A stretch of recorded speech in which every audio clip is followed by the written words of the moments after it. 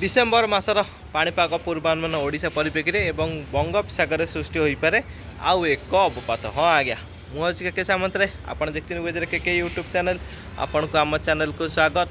जदि कहबा ताले डिसेम्बर 1-2 राज्य में कोहला पाग सांग को झिपिझिपि वर्षार संभावना रही। जो बात्या रही से बात्या प्रभाव में ओडिशा को बादल खंड प्रवेश करुच्ची सहित झिपिझिपि वर्षा संभावना रही। गोटे स्थान में मध्यम धरण प्रबल वर्षा हो पारे।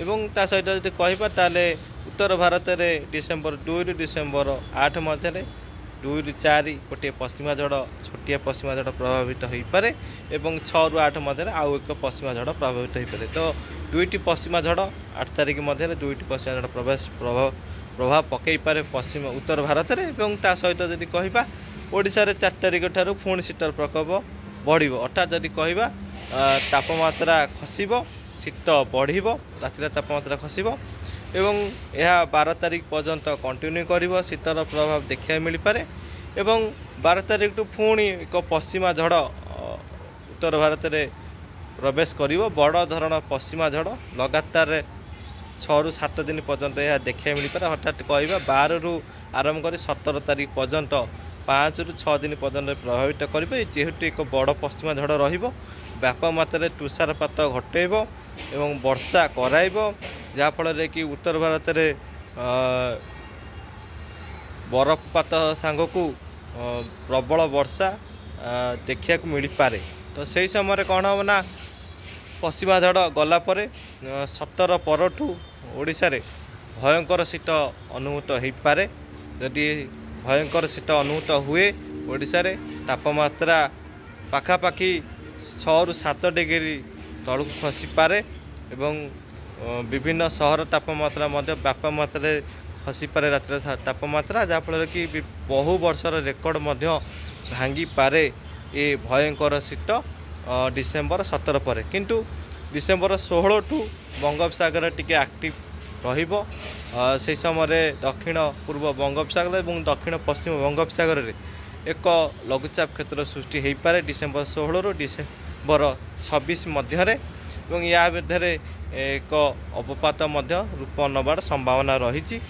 जदि यार अवपात रूप निए किंबा अवपात पर उपरू जदि बात्या रूप जदि निए ताहले यार गतिपथ जदि कहबा साधारणतः डिसेम्बर मासरे जो उत्तर पूर्व मौसुमी वायु दक्षिण भारत प्रवेश करें से समय ये पश्चिम दिग को गति करें। जदि यह पश्चिम दिग को गति कर निश्चित भाव में ये तमिलनाडु और दक्षिण आंध्र प्रदेश पाखापाखि प्रवेश कर संभावना रही। गतिपथ रही पारे संभाव्य अवपात किंबा बात्यार एवं जदि यह पश्चिम झड़ प्रभाव पड़े गतिपथ बदली पारे हुए तो ये बांग्लादेश किंबा म्यांमार आड़ को जाइपारे। ये एक साधारण प्रक्रिया।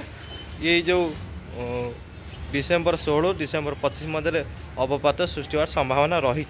तो ये सृष्टि हो पारे दक्षिण पूर्व बा दक्षिण पश्चिम बंगोपसागर। परवर्ती पर्यायर जदि कहबा ताले यार प्रभाव ओडिशा मध्य आसीपारे पूर्वा वायु जहाँफल कि शीत कमी पारे। किंतु यार गतिपथ को लेकिन ओडिशा रे प्रभावित हो पारे। जदि पूर्वा वायु प्रभावित न करे ओडिशा को ताले शीतर प्रकोप जारी रहिबो। एवं ता सहित जदि कहबा ताले ये जो अवपातटी जदि ये अधिक शक्तिशाली हुए किंबा बात्या रूपे निए किंबा ये तमिलनाडु आसी पाखे आसी जदि रिकवर करे ताले ओडिशा रे प्रभाव पड़िबार संभावना रही। एवं ता सहित जदि कहबा ताले शीतर प्रकोप डिसेम्बर शेष पर्यंत देखा मिल पारे ओडिशा रे एवं एभली प्रक्रिया रहिबो डिसेम्बर मास जाक। एवं गुरुत्वपूर्ण होची जे ये डिसेम्बर 17 परठू राज्य में भयंकर शीत अनुभूत हो पारे एवं डिसेम्बर 16-17 आड़ को दक्षिण पूर्व बंगोपसागर एक लघुचाप सृष्टि हो पारे। तो यही दुईटी रही विपद ओडिशा को जे संभाव्य जदि अवपात सृष्टि हुए तार गतिपथ कुआड़े रहिबो एवं डिसेम्बर 17 पर एक बड़ पश्चिमा झड़ प्रभाव पर उत्तर भारत प्रबल वर्षा तुषारपात पर ओडिशार भयंकर शीत अनुभूत हो पारे। एवं डिसेम्बर शेष जदि कहवा शेष सप्ताह ओडिशा रे शीतल प्रकोप देखा मिल पारे। तो ये रहिबो डिसेम्बर मासर पाणीपाग स्थिति एवं ता सहित जदि कहवा ताले जदि भी किसी पाणीपाग परिवर्तन आसो निश्चित भाव में मुझे आपण मानक अपडेट देवी। देखुता चैनल को सब्सक्राइब करथांतु, लाइक शेयर करेंगे। रही नमस्कार।